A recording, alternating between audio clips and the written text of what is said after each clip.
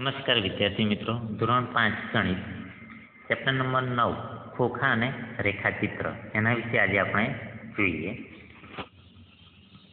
તો જુઓ કે મીઠાઈનું ખોખું, બરાબર. તમને તો ખ્યાલ હશે કે આપણા ઘરમાં પણ આપણે કેટલીક વાર મીઠાઈ લાવતા હોઈએ છીએ. તો રમ્યા મીઠાઈ ખરીદવા ગઈ. દુકાનદારે મીઠાઈઓ મૂકવા માટે એક કાગળના ટુકડામાંથી સુંદર એવું ગુલાબી ખોખું બનાવ્યું. આપણે પણ કેટલીક વાર દુકાને જતા હોય છે, બરાબર. આપણો બર્થડે હોય તો આપણે કેક લેવા માટે જઈએ ત્યારે એ કટિંગ કરેલું ખોખું વાળે છે અને અંદર કેક મૂકે છે, બરાબર. તો શું કહે છે કે ટુકડામાંથી સુંદર એક ગુલાબી ખોખું બનાવ્યું. આપેલ ચિત્રને જુઓ અને તમારી જાતે એક ખોખું બનાવો. પાના નંબર 201 પર આપેલ કટઆઉટનો ઉપયોગ કરો. તમે કેટલી ઝડપથી તે ખોખું બનાવી શકો છો, બરાબર. તમારા ચોપડીના પેજ નંબર 201 ઉપર, એટલે છેલ્લું પેજ જોવાનું છે. ત્યાં તમને કટિંગ કરેલું ખોખું બતાવ્યું છે. એ પ્રમાણે તૂટક રેખાઓ પરથી તેને વાળવાનું છે. ઘરે આવીને રમ્યાએ ખોખામાંથી મીઠાઈ કાઢીને ખોખાને સંપૂર્ણપણે ખોલી નાખ્યું, એટલે કે ખોખું ઓપન કરી નાખ્યું. તેણે ખોખાના વધારાના ભાગને દૂર કર્યો. આથી ખોખું નીચે મુજબ દેખાવા લાગ્યું. જો ખોખું તેને સંપૂર્ણપણે ખોલી નાખ્યું એટલે ખોખું આ મુજબ દેખાવા લાગ્યું. જો વધારાનો ભાગ પણ એને કાઢી નાખ્યો, બરાબર. ખોખાનો ભાગ આમ થઈ ગયો. તો આવા આકાર પરથી ખોખું બનાવી શકાય છે. ચાલો બીજા કયા આકારોની મદદથી ખોખું બનાવી શકાય તે મને જોવા દો, બરાબર. એટલે જો આ નીચેની બેઠક છે ખોખાની, બરાબર. પછી આ બંને બાજુની સાઈડો જે છે સાઈડ બાજુ, બરાબર. અને આ ઉપરની બાજુ છે, જે ખોખાની ઉપરની બાજુ. અને આ ખોખું બંધ કરવા માટે બાજુમાં જે, બરાબર. એટલે ખોખું બંધ થઈ જાય. હવે આગળ જોઈએ તો જો તેણે બીજા 4 આકારો બનાવ્યા. તે દરેકને તૂટક રેખાઓ પરથી વાળી શકાય છે.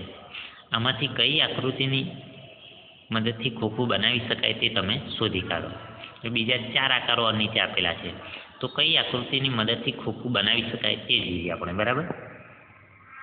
તો જુઓ આ જે ચિત્ર પ્રથમ આકૃતિ એમાં જે આપેલું છે, બરાબર, એ તમે જોઈ શકો છો તમારી ચોપડીમાં, કે જે ઉપર ખોખું હતું એ મુજબનું ખોખું આપણને દેખાય છે. જે પહેલાં ઓપન કર્યું એ મુજબનું, બરાબર.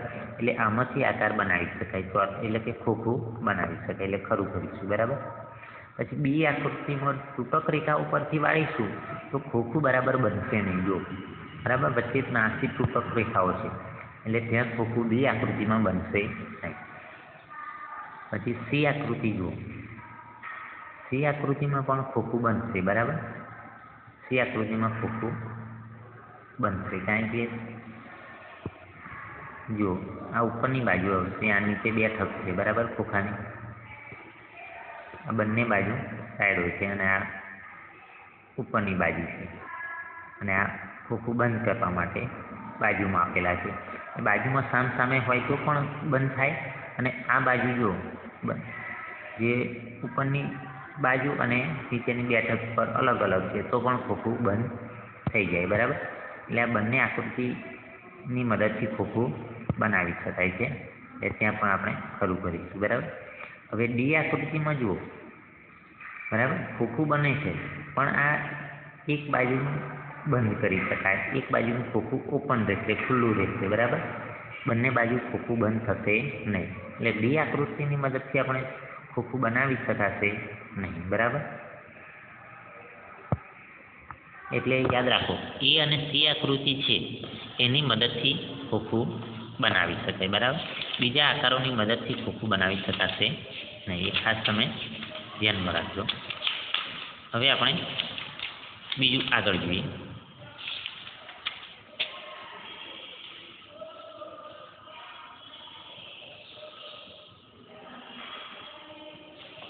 તો જો આકારોને વાળીને સમઘન બનાવો, બરાબર. સમઘન બનાવવાનું છે. સમઘન તમે પેલો પાસો આપણી પાસે હોય છે, બરાબર, જે આપણે કૂકી કહીએ છીએ રમવા માટેનો પાસો, બરાબર. એ તમે જોઈ શકો છો.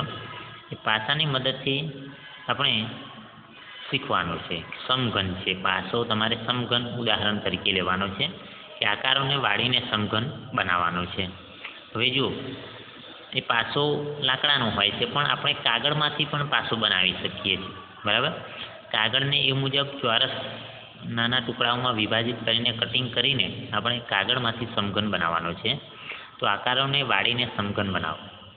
બુદ્ધા એક ચોરસ કાગળનો ઉપયોગ કરીને સમઘન બનાવવા ઈચ્છે છે.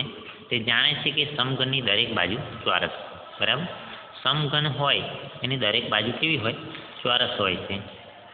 તમે જોયું હશે, બરાબર, જે આપણે ક્લાસમાં ચોકનું બોક્સ હોય છે એ દરેક બાજુ ચોરસ હોય છે.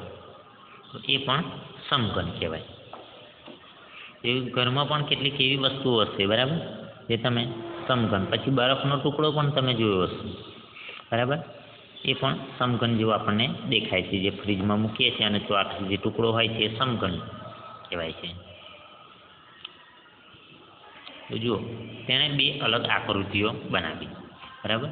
સમઘન બનાવવા માટે તેને આ મુજબ બે આકૃતિઓ બનાવી, બરાબર, એની મદદથી સમઘન બનાવીશું. જુઓ, અને આ તૂટક રેખાઓ દોરી છે જેની મદદથી, એટલે ત્યાંથી કાગળને વાળવાનો છે, બરાબર, ગળી પાડવાની છે જેને આપણે કહીએ, અને ચોરસ બનાવવાનો છે. તેને આ મુજબ બે આકારો બનાવ્યા છે એ જોઈએ આપણે. તો જુઓ, શું આ બંને આકારોને વાળવાથી સમઘન બની શકે? તો મિત્રો જુઓ, તમારે શું કરવાનું છે? તમારે જાતે એક પ્રવૃત્તિ કરવી પડશે કે કાગળ પર તમારે આ મુજબ ચોરસ સરખા માપના નાના ખાના દોરવાના છે, અને આ કાગળમાં જે મુજબ આકૃતિ બતાવી છે તે મુજબ પેન્સિલથી ટીક માર્ક કરવાનું છે, બરાબર, અને તૂટક રેખાઓ દોરવાની છે અને ત્યાંથી કાગળને ગળી પાડીને વાળવાનો છે. તો સમઘન બની જશે, બરાબર. એ મુજબ તમારે પ્રવૃત્તિ કરશો એટલે તમને ખ્યાલ આવશે. જો ઓપન કરશો તો આ મુજબ કાગળ દેખાશે અને એને વાળશો તો એક સમઘન બની જશે. એટલે આ જાતે પ્રવૃત્તિ તમે કરી જોજો, બરાબર. શું આ બંને આકારોને વાળવાથી સમઘન બની શકે છે? તો હા મિત્રો, બંને તમે આકાર વાળશો એટલે સમઘન બની શકે.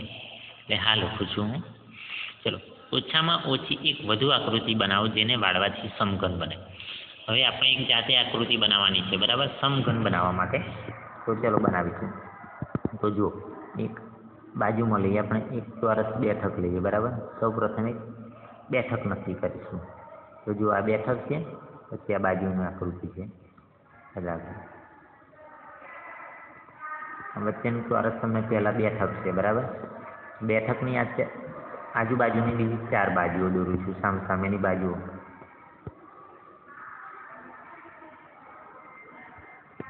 વચ્ચેની બેઠક છે, બરાબર, ખોખાની નીચેની ભાગ, ખોખાનો નીચેનો ભાગ જેને કહેવાય. હવે જુઓ, હવે આ મુજબ આપણે વાળીશું, બરાબર. તૂટક રેખા મેં નથી દોરી, પણ તમારે આ મુજબ કાગળને વાળવાનો છે. તો નીચે બેઠક છે, પછી એની 4 બાજુઓ જે છે એ ખોખું બંધ થશે 4 બાજુથી, પરંતુ ઉપરનું જે છે બંધ કરવા માટેનું ઢાંકણ, બરાબર, એ આપણે કોઈ પણ એક બાજુ તરફ દોરી દઈશું. તો તમે ગમે ત્યાં દોરી શકો. જો આ બાજુ પણ દોરી શકાય, બરાબર, ઉપર બંધ કરવા માટે. એ બાજુ ના દોરવું હોય તો તમે બીજી આ બાજુ પણ દોરી શકો, બરાબર, અથવા તમે આ બાજુ પણ દોરી શકો, અથવા નીચેની બાજુ પણ દોરી શકાય, બરાબર. તમે ગમે તે બાજુએ રાખી શકો, જે ઉપરનું આપણે ઢાંકણ કહીએ છીએ, બરાબર. જો તમે એ ના રાખો તો સમઘન ના બને, કારણ કે ઉપરથી ખુલ્લું ખોખું લાગે આપણને, એટલે એ તમારે દોરવું પડશે, બરાબર. એટલે આ મુજબ આકાર દોરશો તો પણ ચાલશે. તમને ફાવે એ બાજુ આ ઉપરનું ઢાંકણ તરીકેનું મારે દોરવાનું છે, એટલે આ મુજબ આકૃતિ થશે. આપણે એક દોરી છે, બરાબર. તમે જાતે દોરશો કાગળ પર અને વાળશો એટલે ખ્યાલ આવશે તમને. હવે જો, સમઘનની દરેક બાજુનું ક્ષેત્રફળ શું થશે, બરાબર. સમઘન હોય એટલે તમે ખ્યાલ હોય તો ચોરસ પાસો આ મુજબ જ હોય, પરંતુ આપણે ચિત્રમાં તો ચોરસ દેખાય છે, બરાબર. ચિત્રમાં કેવું દેખાય છે? ચોરસ, સમઘન. તો એની દરેક બાજુ સરખી હોય. દરેક બાજુ કેવી હોય? 4 બાજુઓ સરખી હોય. સરખી હોય એટલે ચોરસનું ક્ષેત્રફળ, બરાબર, લંબાઈ ગુણ્યા લંબાઈ, જે આપણે શીખી ગયા. આ અને આ બાજુનો ગુણાકાર, લંબાઈ અને પહોળાઈનો ગુણાકાર. પરંતુ લંબાઈ અને પહોળાઈ એક જ છે, એટલે કે લંબાઈ જ છે. એટલે લંબાઈ ગુણ્યા લંબાઈ, એનું સૂત્ર એવું થશે, લંબાઈ ગુણ્યા લંબાઈ. નીચે લખીએ તો સમઘનની દરેક બાજુનું ક્ષેત્રફળ, દરેક બાજુનું કહ્યું છે, બરાબર. તો લંબાઈ ગુણ્યા લંબાઈ, લંબાઈ ગુણ્યા લંબાઈ, એટલે કે દરેક બાજુની ચોરસ આ મુજબ છે, જો, બરાબર. અને દરેક બાજુની સરખી હોય એટલે એનું ક્ષેત્રફળનું સૂત્ર થશે લંબાઈ ગુણ્યા લંબાઈ. પછી એક એવી આકૃતિ બનાવો જેને વાળવાથી સમઘન ન બને એવું કહ્યું છે. એ સમઘન ન બને, બરાબર, એવી આકૃતિ એક બનાવવાની છે. તો તમે ગમે તે રીતે બનાવી શકો, પરંતુ સમઘન ન બને એવી આકૃતિ બનાવવાનો પ્રયત્ન તમારે કરવાનો છે, બરાબર. તો એ તમે જાતે કરવાનું છે તમારે, જેનાથી સમઘન ન બને એવી આકૃતિ દોરવાની છે. તો આપણે દોરી દઈએ એવી આકૃતિ. ચલો,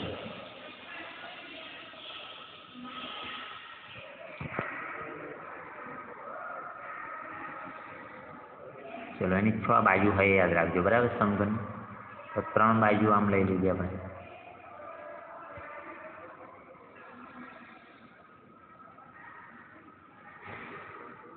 ઓકે, 5 બાજુઓ લઈ લીધી અને એક આ બાજુ લઈ લઉં છું, બરાબર. તો જુઓ 6 બાજુઓ થઈ ગઈ, સમઘનને 6 બાજુઓ, 1 2 3 4 5 6 બાજુ, બરાબર. આની મદદથી સમઘન બની શકશે નહીં. સમઘન ના બને એવી આપણે આ આકૃતિ દોરી.